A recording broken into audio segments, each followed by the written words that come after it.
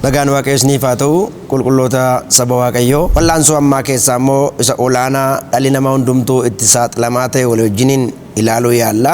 Gara dhumaatti immoo akkuma isiniin jechaa ture furmaata isaa waliin yeroo itti ilaallu hin qabaanna.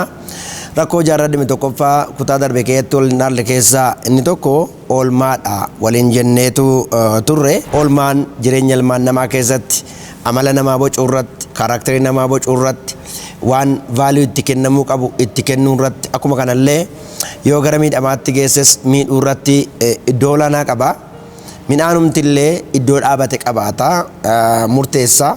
Wanti lafa xaawura dhaabbateef wanti iddoo borqee dhaabbate garaa ija kennuu irratti soo jireenya kristinaa keenya keessatti illee kanuma har'a oolmaan keenya baay'ee murteessaadha. Kan nuti ilaallu guyyaa har'aa dhiibbaalee jiran keessaa dhiibbaa miidiyaaleen hawaasaa amantoota irratti qabanidha.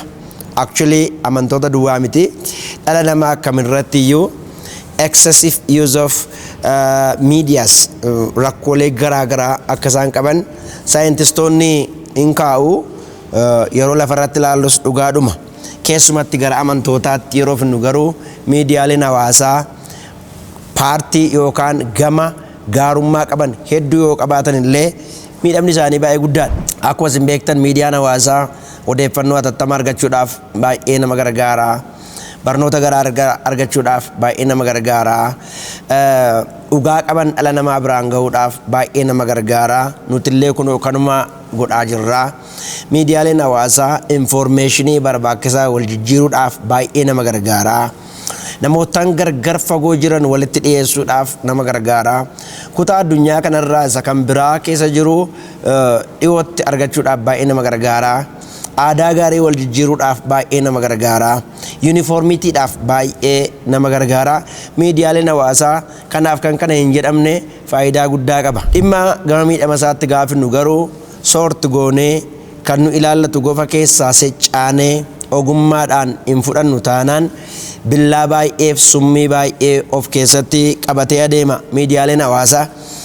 Sagalee Waaqayyoo irraa kana wajjiniin waa muraasa kan wal fakkaatu erga dubbifanne booddee seenaa nama tokko irra dhaabbannee rakkoolee miidiyaaleen hawaasaa dhaloota ammaa irratti qaban walii wajjiniin ilaaluu eegalla. Jaarraa 21ffaa kana keessatti macaafni qulqulluun macaafa Saamu'eelis jalqabaa boqonnaa 2 lakkoofsa 26 akkana jedha. Saamu'eel mucichi Waaqayyoof namoota irraa ayyaana argachaa namummaadhaan guddachaa in adeemedha. Waaqayyo irraas namootan irraas yookaan immoo yoodhuma jeneraal goone miidiyaa yeroo sana keessa ture irraa waan gaarii argachaa guddachaa ture. Miidiyaa jechuun kan nuyi guyyaa guyyaatti communicate goonu jechuudha. Hiika kan biraa baay'ee hin qabu. Waan nuti yeroo hundumaa itti saaxilamnu waan confront goonu miidiyaan keenya. Saamu'eel baranni ture miidiyaan yeroo sanaa baay'ee hammaataa ture. Godoo naannoo isaa jirutti naanna'anii warra ejjantu ture. Bara Saamu'eel ture ijoolleen Eelii fakkeenyummaa gaarii warra hin qabne turanii. Wanti inni gadi ba'ee arguuf wanti inni ol argee argu baay'ee hamaa ture. Wanti inni taa'ee ilaalu wanti inni ka'ee ilaalu baay'ee hamaa ture. Garuu waan tokko filate macaafni qulqulluun otoo ibsaan Waaqayyoo hin dhaamin Saamu'eel garuu naannoo taabota Waaqayyoo iddoo argama Waaqayyootti Waaqayyo wajjin haasaa akka ture. Waaqayyo baratti mul'anni birqii ta'etti Saamu'eelii wajjiniin communicationii sirrii akka inni qabaataa ture ilaalla. Kana keessaa guddate Saamu'eel har'allee aramaa baay'eetu nu marsee jira. Oduu baay'een nu marsee jira. Wantootan dhimma nuyi qabannee jiru dhugaa keenya wajjin adeemne kan dhimma keenya gadi buusan baay'eetu jira. Kana soorti godhanii ilaaluun isa olaanaadha. Miidiyaaleen hawaasaa jaarraa 21ffaa keessaa amma itti jirru kuni yerootti rakkoolee hedduu rakkoolee hammaataa ilmaan namaa irratti fidaa jiran akkuma isiniin jedhe gama gaarii baay'ee yoo qabaatan illee sadarkaa maturity guddina bishina abshaalummaa ittiin kunna ilaallatu jenneettiin gargar baafne isa nu ilaallatutti fayyadamne isa nu ilaallanne immoo bira dabarru sadarkaa bishina sanaa bira hin geenye taanaan balaasaatu caala. Underline godhanii sitti maa irra deebi'ee sadarkaa itti seccaanee kun na gargaara dhimma koo wajjin na deema jennee beekumsaan bishinaan abshaalummaadhaan ogummaadhaan gargar baafnee kan nu ta'u keessaa fudhannee kan nuun taane bira darbuu bishina sanarra hin geenye taanaan miidhama isaatu hedduu baay'ata. Miidhamni miidiyaalee hawaasaatiin dhala namaarra gahu keessaa inni jalqabaa maali yoo jettan mental health issue rakkoo sammuu fayyabulummaa sammuu namaarratti rakkoo guddaa qaba miidiyaan. Attamitti wanti miidiyaatti gadhiifamu it is unrealistic standard. Unrealistic standard jechuun namoonni dhugaa ofii isaaniitii qaban waan uumamaan natural waan ta'etu hin taane waan feekii ta'e miidiyaa irratti waan gadhiisaniif miidhagina feekii ta'e standardii beauty feekii ta'e waan gadhiisaniif namoonni miidiyaa ilaalan yeroo baay'ee ani booddee tafeeraa namni hedduun nagateera. Maaliif wanti miidiyaa irratti gadhiifamu selectively waan miidhagaa qofadha. Mana namaa jala dhaabatanii iddoo bashannanaa garaagaraa dhaabatanii lafa faawunteenii garaagaraa dhaabatanii namni waan dhugaatti jiraatu waan gola isaa keessaa utuu hin taane yeroo baay'ee waan hin jiraanneef waan hin qabne hammanan gaa jechuu duwwaadhaan miidiyaatti waan gadhiisuuf followersoonni miidiyaa sanaa yeroo baay'ee kan namaa ilaalanii yerootti of tuffatan. That is unrealistic standard achirratti waan gadhiifamuuf miidiyaan maal namarratti uumaa low self esteem uuma. Eenyummaa gadaantummaa namoonni akka develop godhan kan namaa gaafa ilaalan mana namaa gaafa ilaalan makiinaa namaa gaafa ilaalan milkaa'ina namoonni bira ga'an gaafa ilaalan hamma strive godhanii utuna danagee jedhanii yaadan caalaa hamma namoonni ani boodatta fere jedhanii qofaa isaanii guunguman dhiibbaa hamma kana ga'u namarraan gaa miidiyaan feekiidha. Feekiidha. Wantoonni baay'eensaa namni waanuma hin qabne ani qaba jedhee yeroo inni itti dhiyaatu yeroo inni itti suuraa isaa miicee screen out godhee filterii fayyadamee wantootan miidhagaadha jedhu yeroo inni itti post godhu malee jireenya isaa dhugaa yeroo inni itti post godhu miti waan ta'eef namootan kan biraa irratti inadequacy feeling inadequacy yookaan immoo ani gaa miti an sadarkaa kanarra ga'ee hin jiru an nama biraa waan baay'eettan boodeetti hafee namoonni hedduun akka isaan jedhan godha. Kun rakkoo isa jalqabaati.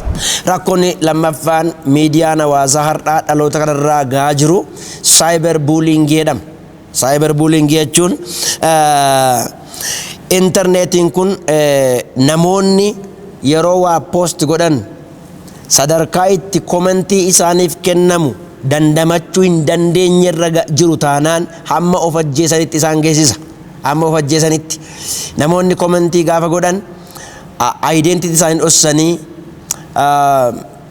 adreesii feekiidhaan maqaa feekiidhaan maqaa masoodhaan waan banataniif waan isaan miidiyaa irra taa'ee dhala namaa arrabsaa oolan dandamachuun baay'ee ulfaataadha.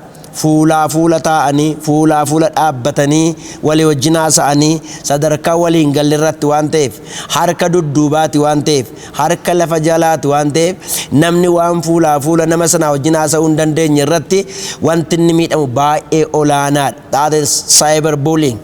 Macaafa irraa fudhattanii gaafa ilaaltan macaafa qulqulluu irraa Eeliyaas gootadha. Raajii Eeliyaas. Raajiin Eeliyaas baay'ee gootadha. Raagota sobdoota 400 ol nama dhaabatee qalchiisedha. Nama mootii Akaabitti mul'atee siif ejjaadha manaa keetu Israa'eliin gaggala galche jedhee mootota nama konfronti godhaa turedha. Loltoota itti ergaman 50 gaararra taa'ee nama abiddi waaqayyoo waaqarraa buutee isnaa nyaattu jedhee xaph godhaa turedha. Goota daggala keessa bineensaa wajjiniin jiraataa turedha. Goota manaa dhayyeessaa jiraachuudhaaf hin seesnedha. Eeliyaas nama abidda kadhatee waaqarraa buusee aarsaa waaqayyoo iddootti deebisedha. Nama kanatu Elzaabeel gaafa isheen harka namaatiin ergaatti ergite sodaatee baqateedha. Maaliif sodaate? Harka namaatiin ta'u wanti dudduubbeedhaan geggeeffamu ololi dudduubbeedhaan geggeeffamu jireenya namaa irratti dhiibbaa guddaa fida. dhiibbaa guddaa fida. Fuulaa fuulatu isheen haasofte duukaa haasa'ee mo'achuu danda'a. Gatii isheen nama itti ergiteef garuu iddoo jirutti mucaasaa wajjiniin jiru gatee guyyaa 3 adeemee baqatee muka jala ciisee yaa Waaqayyo na ajjeesi ana abbootii koorra hin caalu isaan na ajjeesuu barbaadu jedhee sodaatee baqate. Macaafni qulqulluun clearly sodaatee baqate. Cyber bullying harka ofiisaatii dhokatee harka lafa jalaatiin karaa nama kan biraa karaa miidiyaa kan biraa attaak waan nama godhuuf sammuu namaa keessatti rakkinni uumu olaanaadha. Haraasmentii, salphina, koomentiidhaan namoonni miidiyaa irratti nama arrabsan irraan hangardhaatti lakkoofsanii xinnoo kan hin taane aarii kanaan kan of ajjeesan baay'eedha. Yeroo hundumaa miidiyaa irratti komentii isiniif kennamu tolereetiin gootan taanaan waan post gootan value keessanii wajjiniin hin adeema jettanii jalqaba utuu hin ilaalin postiin gootu taanaan deebiinsaa sammuu keessan miidhaa adeema. Kun dhaloota bara ammaa irratti baay'ee hamaadha. Namni taa'ee miidiyaa irratti wal arrabsaa oola. Isa tokko taa'ee isa tokkoof deebii kennaa oola. Namatu taa'ee komentii ilmaan namaa irratti kenneettiin bashannanaa oola. Waan Waaqayyo uume faallaasaa namoonni arrabsoo hamma Waaqayyo kana uumuun kee dogoggora jedhamutti ittiin ta'anii arrabsaa oolu. Kun miidiyaa hawaasaa keessatti rakkoo isa olaanaadhaatis cyber bullying psychological effect guddaa qabanni kun. Inni kan biraan miidiyaan hawaasaa rakkoonni dhaloota jaarraa dhibba tokkoffaa irratti qabu addictionidha. Addiction and distraction. Platformii social media kana kan baran guyyaatti otoo hin tuqin yoo oolan guyyaatti otoo hin banin yoo oolan kan sammuu isaanii isaan dhukuu baay'eedha. Addicted kan ta'an, pornography addicted kan ta'an, siyaasa addicted kan ta'an, akkuma kana qullaa namaa ilaaluu addicted kan ta'an, namoonni arrabsootti addicted ta'an, guyyaa guyyaatti immoo akkuma kana beauty isaanii standardii koo kan namaa gadii miti jedhanii guyyaa guyyaatti post gochuutti kan addicted ta'an, ofii isaanii expose gochuutti kan addicted ta'an, waan barnoota namaaf hin laanne, waan dhala namaa beekumsa inni qabu irratti gatii tokko illee hin daballe irratti miidiyaa jala kan oolan. Not only TikTok, Instagram or Facebook, television haa ta'u waan garaagaraa haa ta'u namoonni highly addicted ta'an baay'eedha. Kubbaa miillaatti baay'ee addicted kan ta'an baay'eedha. Waan gatii isaaniif qabu sadarkaa guddaatti kennanii hojii dhiisanii hirriba dhiisanii waan garaagaraa dhiisanii aarii garaagaraatiif kan of kennan baay'eedha. Kilabii isaan deeggaran yoo mo'ame hamma lubbuu isaanii of balleessanitti kan ga'an baay'eedha. That is addictionii internet yookaan immoo platformii yookaan immoo miidiyaan kun qabu isa olaanaadha. Kan nama ajjeesan baay'eedha. Kan hirriba dhaban baay'eedha. Kan yeroo hedduu addicted ta'urraa kan ka'e, araada ta'urraa kan ka'e, yeroo hedduu ilaaluurraan iji isaanii guyyaa malee dimimmisaa'u yookaan hamma iji isaanii badu irratti kan ga'an baay'eedha. Kan qaami isaanii sa'aatii dheeraa taa'aa olurraa kan ka'e miidhama garaagaraarra kan ga'e baay'eedha. Deformed kan ta'an baay'eedha. Platformiin miidiyaa geemonni, viidiyoo geemsiin akkuma kana amaloottan garaagaraa arrabsoo kan namarraa baran akkatti nama arrabsan kan namarraa baran akkatti qoosan kan namarraa baran dhimma kana wajjiniin kan wal qabatee baay'eedha. Social meediyaan kan nu ilaallatu keessaa filannee ittiin fayyadamnu taanaan billaan ni baatu baay'eedha. Yeroo namaa qisaasessaa, birrii namaa nyaata, daataatu itti guutamaa, waan garaagaraatu itti guutamaa, kan yeroo namaa nyaatu, kan birrii namaa nyaaturra, kan inni jireenya ilmaan namaatiif Waaqayyo kenne umurii malee balleessu, amala namaa balleessu baay'eedha. Kun miidiyaan hawaasaa dhiibbaa inni qabu keessaa isa olaanaadha. Inni kan biraan arfaffaan dhiibbaan miidiyaan hawaasaa ilmaan namaa irratti qabu it's just desensitization to violence.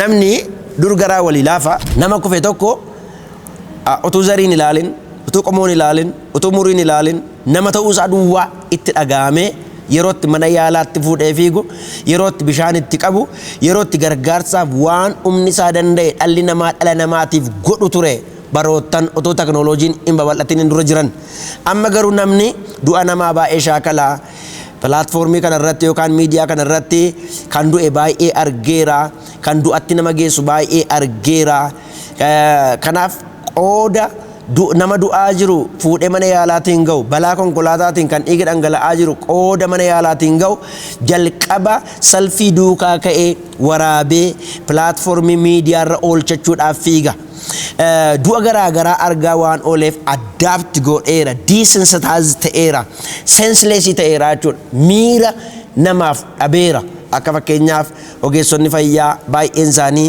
namoonni isaan biratti du'aa waan oolaniif namoonni dhukkuba garaagaraa isaan biratti dhukkubsataa waan oolaniif yeroon mana yaalaatti nama gaggabaa jiru geessinu yeroo treat godhan gaarummaadhumaan treat yoo godhan illee hamma nu hin naanne they know it hamma nu inaanu hamma nu wawwaannu iwawwaatan suuta hojii isaanii procedure isaa eeganii hojjetu maaliif jennaan waan baay'ee arganiiru namoonni kutaa reenfaa irra hojjetan mana yaalaati namni du'e yoo dhaqe hinnaan yeroo hundumaa kutaa reenfaa irra waan hojjetaniif nama du'aa oolu waan arganiif simmeetiin isaanii yookaan immoo miirri isaanii dadhabaa deema dhaloonni ammaas geemii garaagaraa keessatti namni du'aa waan ooluuf namoonni meeshaa garaagaraatiin fayyadamanii feekii walajjeessaa akka isaan waan arguuf vaayolensiidhaaf kaka'arraan kan hafe miirri dhala namaatiif qabu baay'ee du'aa deema gara laafummaan keessaa du'aa deema jaalalli keessaa du'aa deema amma biyya Itoophiyaa biyya kana keessatti du'i namaa salphaa ta'eera jedhama salphaa ta'eera du'i namaa hamma saree gadi ta'eera namni maaliif iddoo sanatti du'aa argaa du'aa argaa miidiyaalee hawaasaatiin dhagaa ni kaan of ajjeesaa ni kaan tasgabbii dhabuu siyaasaatti iddoo garaagaraatti du'aa ni kaan balaa konkolaataatiin du'aa kun hundumtuu miidiyaa irra gaafa ooluuf namni du'a dhagaa gaafa deemu noormaalaayizii godha normal standarditti fida desensitize ta'a jechuudha so miidiyaan hawaasaa garraamummaa waaqayyo nama keessa kaa'e compassion heertii waaqayyo nama keessa kaa'e walii dirmachuu waaqayyo nama keessa kaa'e nama